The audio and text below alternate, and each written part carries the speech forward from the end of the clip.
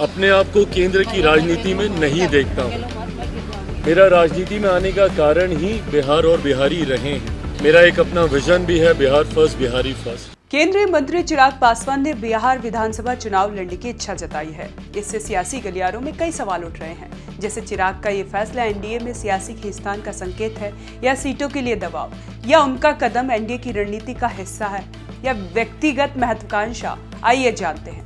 बिहार की राजनीति में अब गर्माहट बढ़ने लगी है।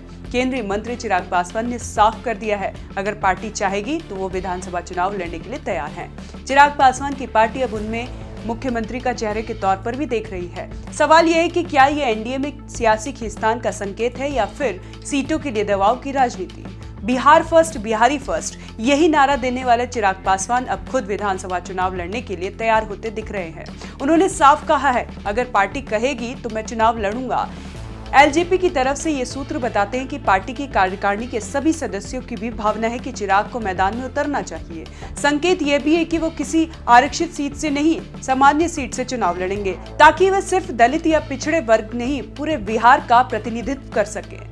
हालांकि चिराग पासवान कह रहे हैं कि अभी वह चर्चा होनी है। इसी बीच 8 जून को चिराग पासवान आरा में बड़ा कार्यक्रम करने जा रहे हैं। माना जा रहा है कि इसके जरिए चिराग ये बताने का प्रयास करेंगे कि वो सिर्फ एक जाति विशेष के नेता नहीं है, बल्कि वो सर्वजन के नेता है। ऐसे में बड़ा सवाल ये है कि 3 बार के सांसद और केंद्र में मंत्री होने के बावजूद चिराग अब विधायक क्यों बनना चाहते हैं। चिराग ने खुद कहा है कि बिहार की राजनीति दिल्ली में बैठकर नहीं हो सकती। उनके इस कदम को सिर्फ व्यक्तिगत महत्वाकांक्षा नहीं, बल्कि एनडीए की रणनीति के हिस्से के रूप में देखा जा रहा है। चिराग का मानना है कि उनका मैदान में उतरना एलजेपी के स्ट्राइक रेट को और बेहतर कर सकता है। लेकिन बड़ा सवाल ये भी है कि अगर चिराग चुनाव जीतते हैं तो एनडीए की मौजूदा सत्ता संरचना में उनकी जगह क्या होगी। जेडीयू के मुख्यमंत्री, बीजेपी के 2 उप मुख्यमंत्री और अब चिराग, क्या बिहार की सत्ता में फिर से संतुलन बिगड़ने वाला है। हालांकि एनडीए के साथ ही अभी संतुलन बयान दे रहे हैं। आरजेडी ने चिराग के चुनाव लड़ने की खबर को एनडीए में सिर्फ फुटबॉल करार दिया है।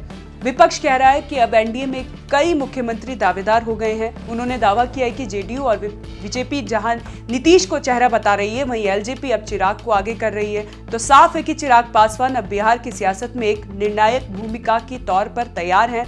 सवाल ये नहीं है कि वो कहां से चुनाव लड़ेंगे, बल्कि असली सवाल ये है चुनाव जीतने के बाद वो कहां खड़े होंगे। क्या वो नीतीश कुमार के उत्तराधिकारी बनने की तैयारी में है या फिर एनडीए की नई धुरी। इस चुनावी मौसम में चिराग का ये दाव सिर्फ सीट जीतने का नहीं, बल्कि सत्ता के समीकरण बदलने का है। यही इस सियासी कहानी को सबसे दिलचस्प बना रहा है। ये बात मैंने कही है कि मैं बहुत लंबे समय तक अपने आप को केंद्र की राजनीति में नहीं देखता हूँ। मेरा राजनीति में आने का कारण ही बिहार और बिहारी रहे हैं। ऐसे में मेरी इच्छा है कि मैं जिस सोच के साथ राजनीति में आया हूँ, मेरा एक अपना विजन भी है, बिहार फर्स्ट, बिहारी फर्स्ट। ऐसे में मैं चाहता हूं कि मेरा राज्य बिहार विकसित राज्यों की श्रेणी में बराबरी पर आकर खड़ा हो। जो तीसरी बार का सांसद बनने के बाद मुझे एहसास हो रहा है कि दिल्ली में रह के शायद नहीं संभव होगा। ऐसे में ये इच्छा मैंने पार्टी के समक्ष रखी थी कि अब मैं जल्द बिहार वापस जाना चाहता हूँ। ऐसे में अगर पार्टी चाहेगी, और जब मैं ये कहता हूँ कि पार्टी चाहेगी तो छूटते ही आप लोग ये सवाल दागेंगे कि भैया आप ही पार्टी हैं। आप अगर चाहेंगे तो कौन आपको रोकेगा। हकीकत भी है, गलत नहीं है ये। पर जब मैं कहता हूँ कि अगर पार्टी चाहेगी, इसका मतलब ये है कि पार्टी इवैल्यूएट कर रही है इस बात को कि क्या मेरे चुनाव अभी लड़ने से पार्टी को फ़ायदा होगा। क्योंकि कई बार जब राष्ट्रीय स्तर के नेता प्रदेश का चुनाव लड़ते हैं तो चुनाव में भी आपको मजबूती मिलती है। भारतीय जनता पार्टी ने कई बार इसका प्रयोग किया है जब उन्होंने अपने सांसदों को चुनाव में उतारा, जिसका उनको स्थानीय स्तर पर विधानसभा के चुनाव में फ़ायदा हुआ, और ये होता है। तो अगर मेरे चुनाव लड़ने से मेरी पार्टी को मजबूती मिलती है, एज एन मेरा स्ट्राइक रेट बेटर होता है।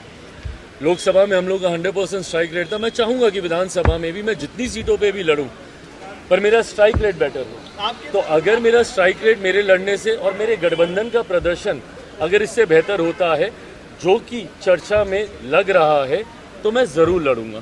सवाल ये भी है कि क्या नीतीश कुमार के बाद बिहार में अपनी राजनीति हैसियत बढ़ाकर चिराग सूबे की राजनीति में एक मजबूत धुरी बनना चाहते हैं। आपको क्या लगता है? कमेंट कर हमें जरूर बताएं और देखते रहें one nation one group news.